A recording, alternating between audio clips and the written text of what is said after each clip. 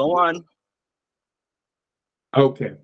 Good evening, ladies and gentlemen, and welcome to Millennials 420. Tonight on the show, we have the incredible Miss Gay America 2024. Miss Dessie Love Blake is in the house with us tonight.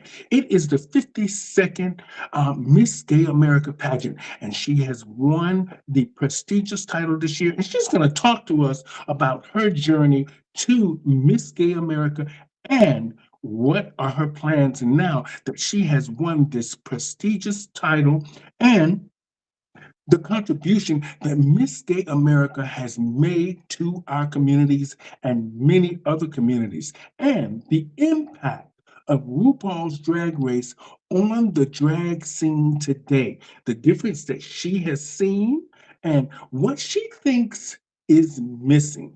So I want to just say, welcome to Millennials 420, Miss Gay America, Dessie Love Blake.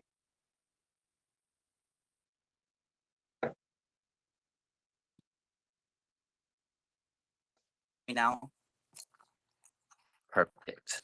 Now, what was your question? I'm sorry. So we were just introducing you. So I want to just say, welcome to the show, Millennials 420. Today on the show, we have Miss Gay America 2024, Miss Dessie Love Blake. Hi, how are you? Hi, I'm wonderful. How are I'm you? doing well.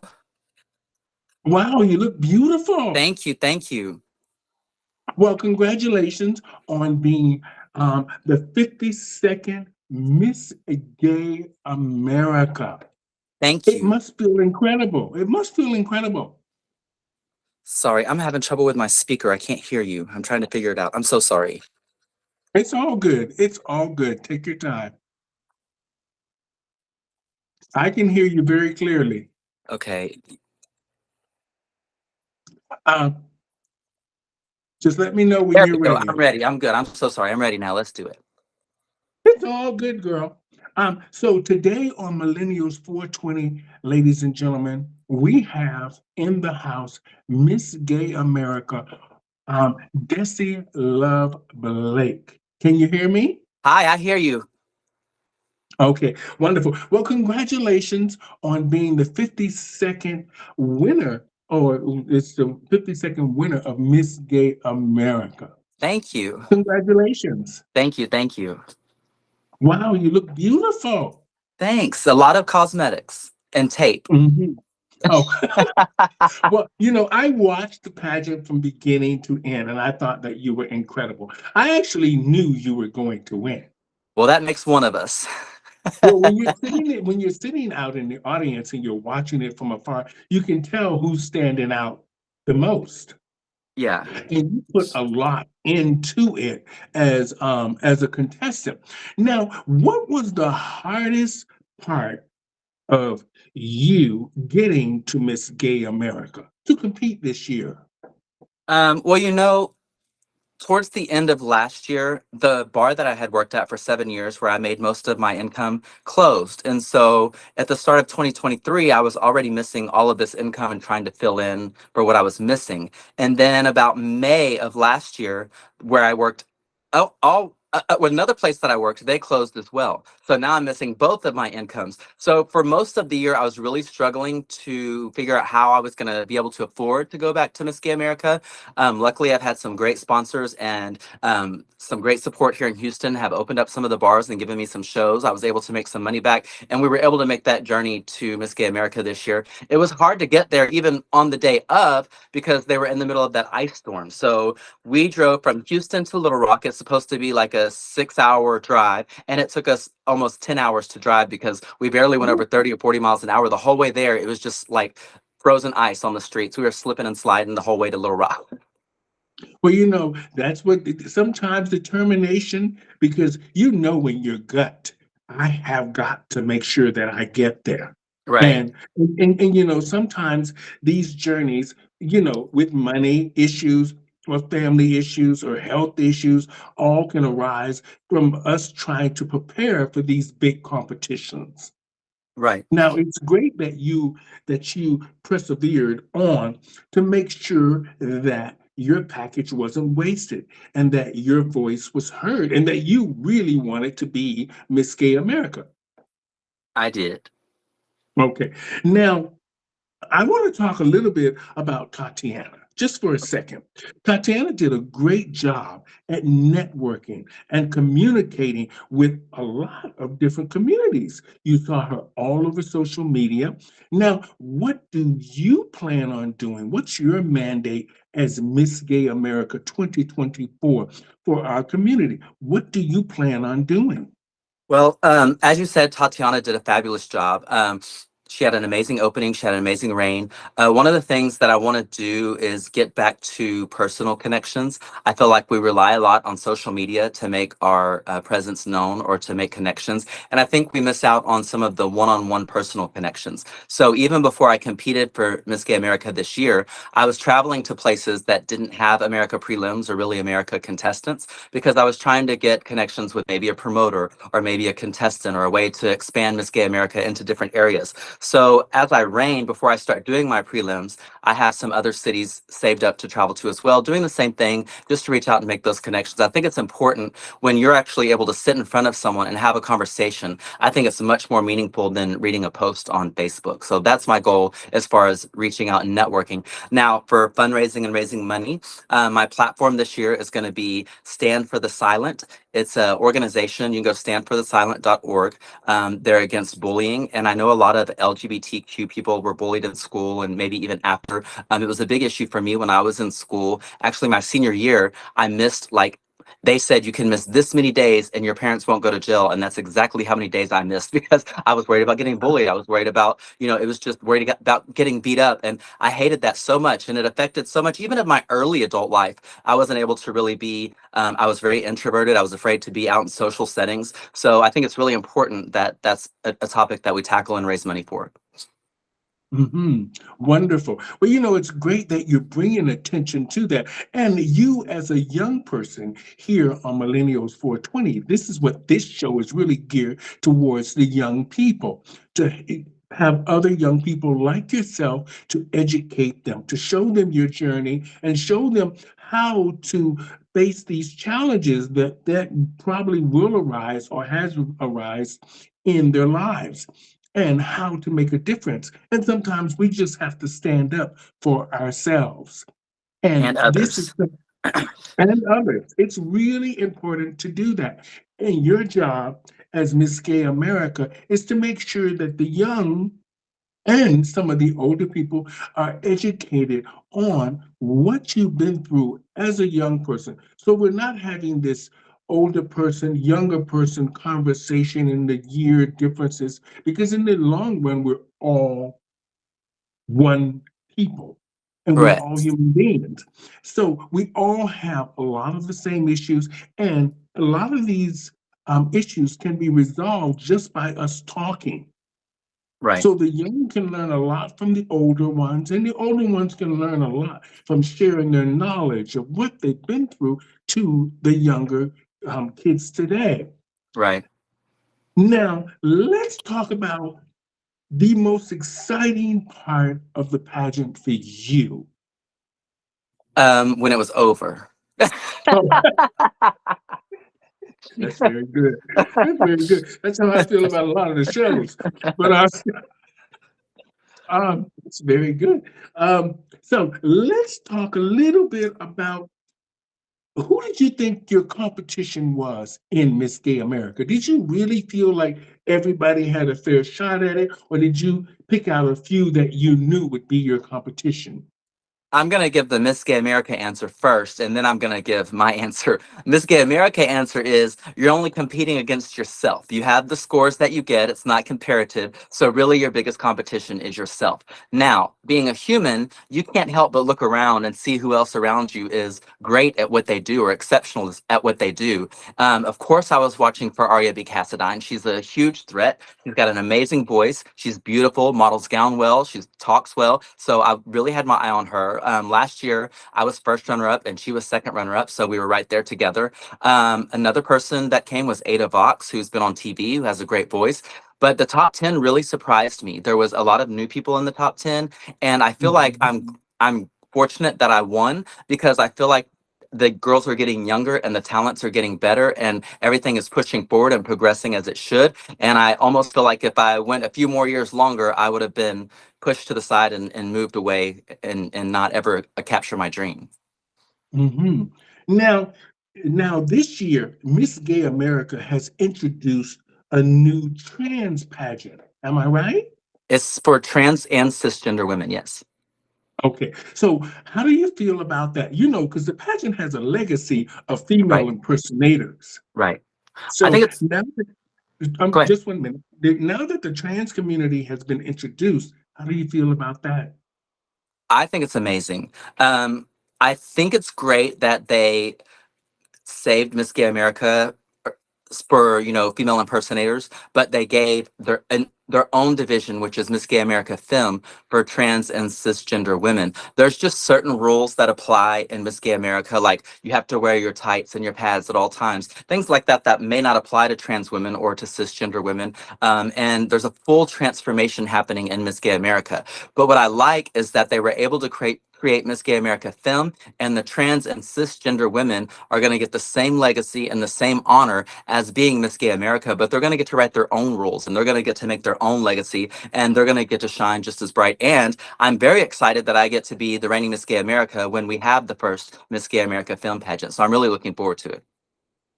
You know, that's wonderful. You know, I've said this for many years. I met Norma Christie maybe 35, 40 years ago. She'll never remember me because I'm from Orlando, but I lived in Fort Lauderdale before I moved to Canada.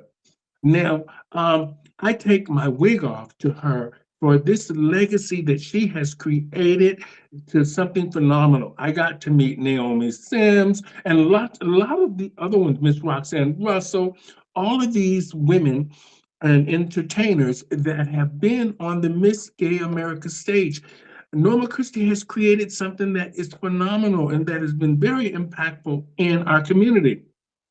And she has made sure that the pageant over the years with all of the winners have been very visible. And this is something that's very important for our community, is to be very, very visible to make sure that our voices are heard loud and clear and that we are fighting for our rights just like everybody else.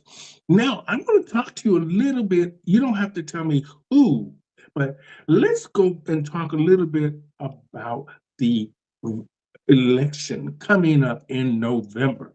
And as Miss Gay America, and with all the rules around Miss Gay America and you know the system itself, and maybe it's a little bit more conservative than we would say Miss Continental is, or Miss Classic, or Miss Black America, or any of the other ones that are a little bit more geared towards the trans women.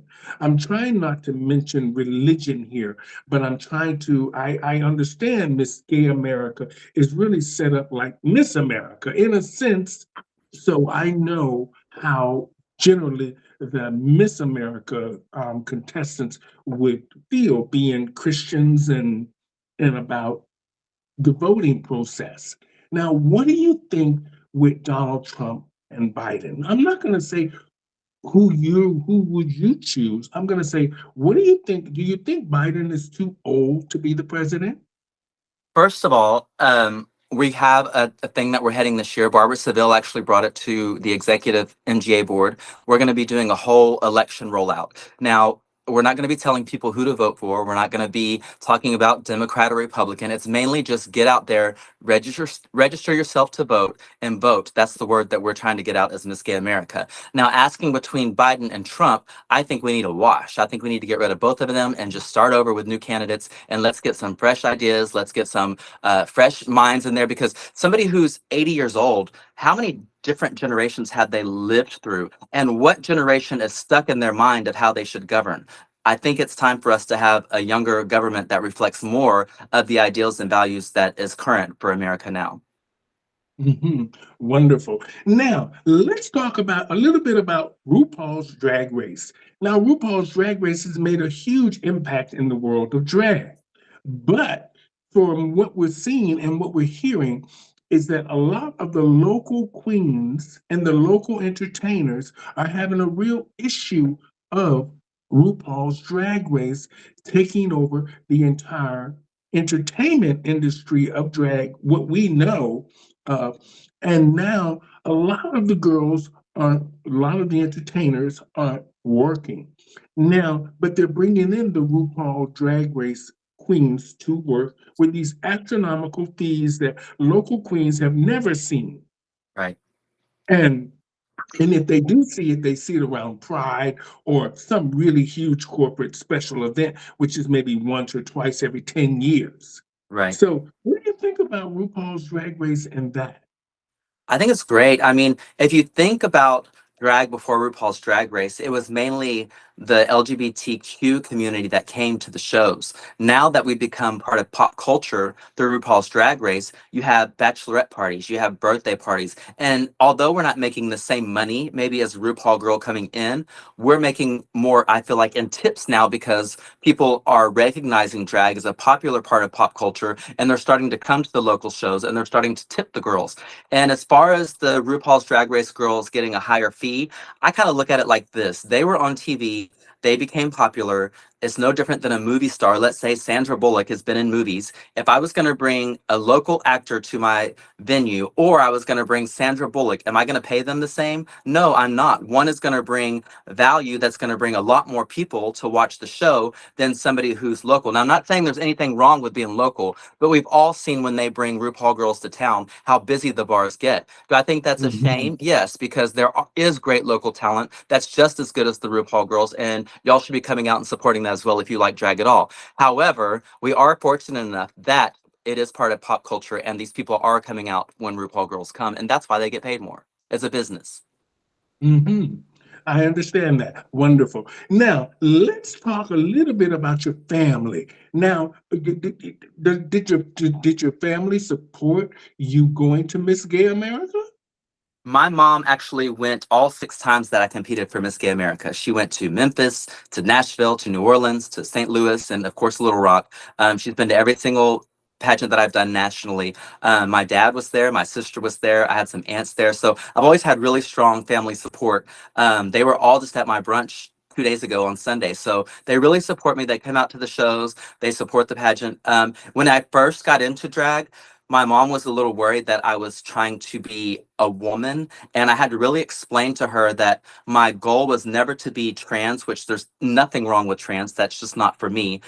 I was an actor before this. So it was really like Dessie is a role that I'm playing. And this is what I have to put on in order to play this character. And as soon as I'm done at the show or the gig, wherever I'm at, all of this comes right back off and I go right back to Ron because my job is over.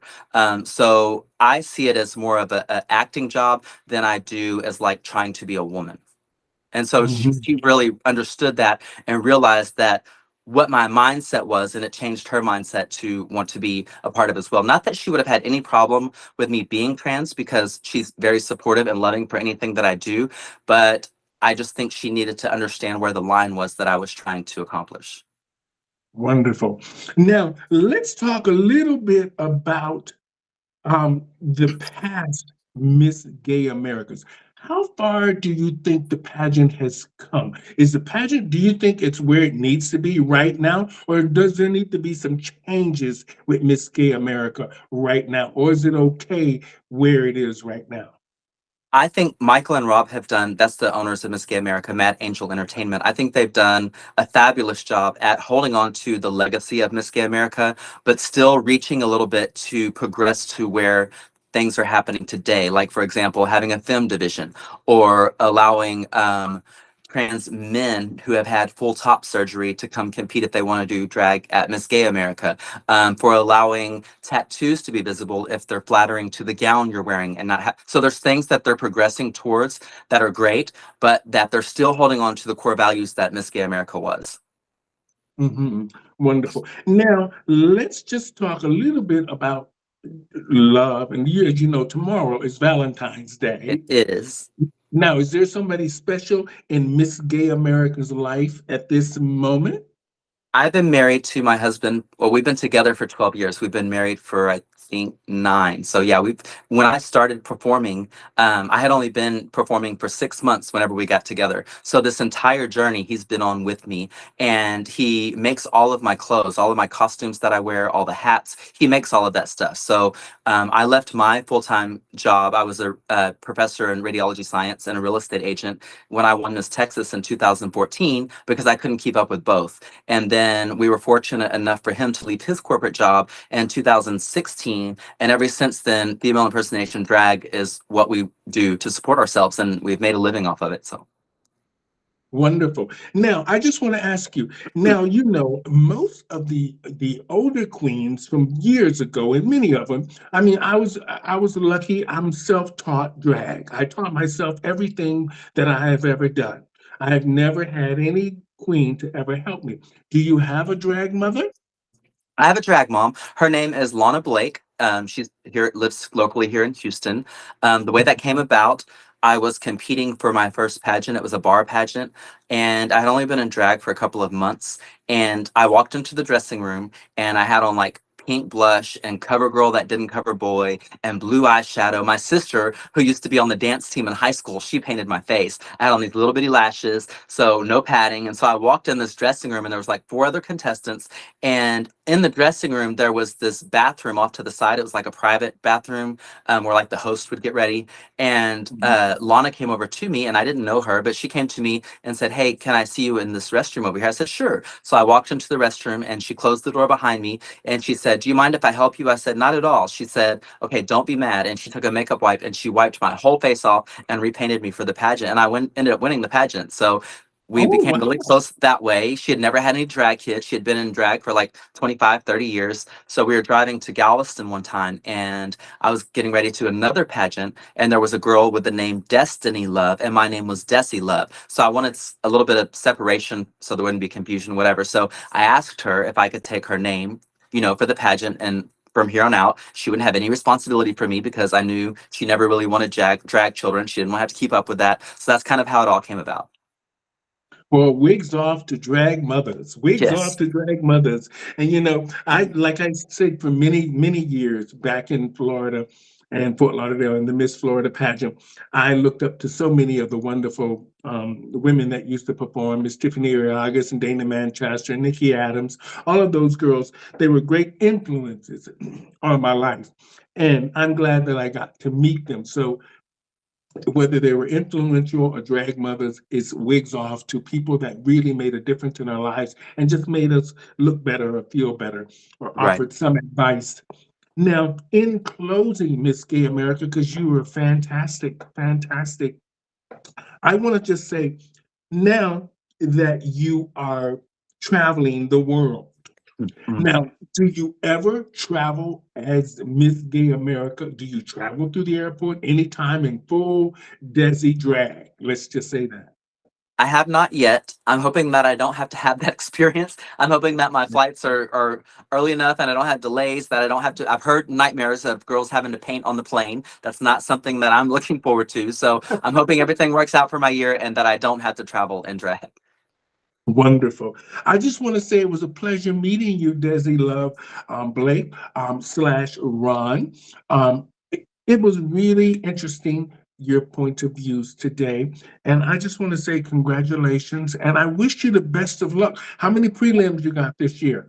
My goal was to have 50 contestants. The first time I competed for Miss Gay America, there was 52. Since then, we haven't been back to 50. So we had 44 this year. So that means I needed three more prelims to get to 50. But we all know some Mhm. things happen and all girls don't show up. So my goal is to have 27 or 28 prelims. So we have 52, 54 contestants qualified.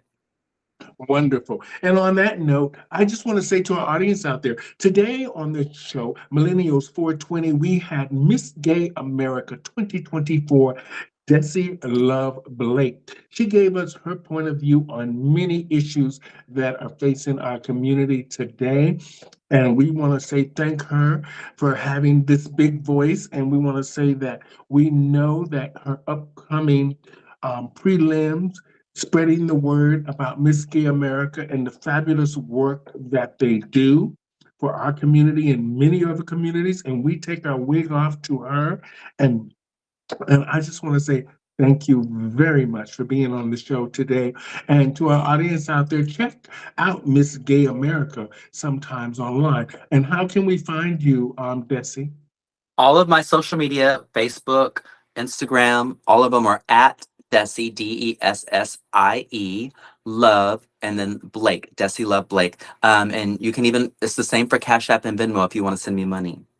Oh, that's always a good thing. And on that note, thank you everybody for joining us here on Millennials 420 with Miss Gay America, Miss Dessie Love Blake. Thank you, Dessie. Good Thank night. you. It's been a pleasure. Thank you. Good night.